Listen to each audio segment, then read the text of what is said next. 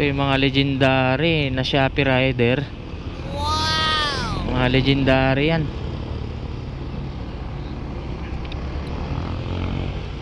Pero hindi kagaya ng mga e-bike yan ha. Bumangga, giba, batang pasaway. Nakaranas din ako ng mga ganyan, mga pops, yung mga bulky items na ganyan.